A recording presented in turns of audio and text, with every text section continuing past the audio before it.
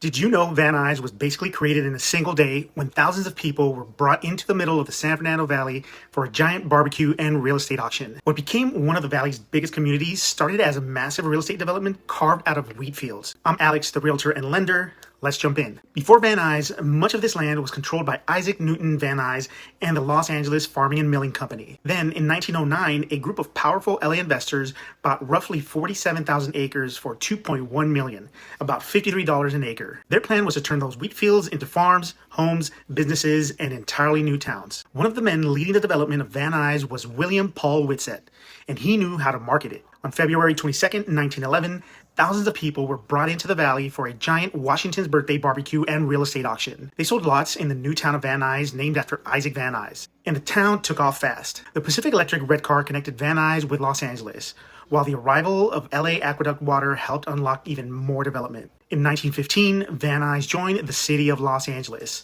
But this was still farm country. Poultry farming became a major industry during the 1920s, and some residential lots were even designed deep enough to keep chicken houses behind the homes. As the farms disappeared, neighborhoods filled with craftsmen, Spanish Revival, minimal traditional, and eventually California ranch homes. Then came some of the landmarks we still recognize today. In 1928, Metropolitan Airport, today known as Van Nuys Airport, opened up among the fields. During World War II, it became Van Nuys Army Airfield, and it was here that a young Norma Jean Daughtry, later known as Marilyn Monroe, was famously photographed while working in the wartime aviation industry. Meanwhile, the Valley Municipal Building helped establish Van Nuys as the governmental center of the valley. After World War II, the transformation accelerated. Farms became subdivisions, businesses, and industry, and Van Nuys became a symbol of post-war valley suburbia. Van Nuys Boulevard became one of the valley's major commercial streets, and by the 1960s and 70s, it became legendary for cruising and Southern California car culture, eventually inspiring the 1979 movie Van Nuys Boulevard. Not to mention why there's so many car dealerships on Van Nuys. Today, you can still see pieces of all the eras from historic craftsman and Spanish Revival homes to the Civic Center,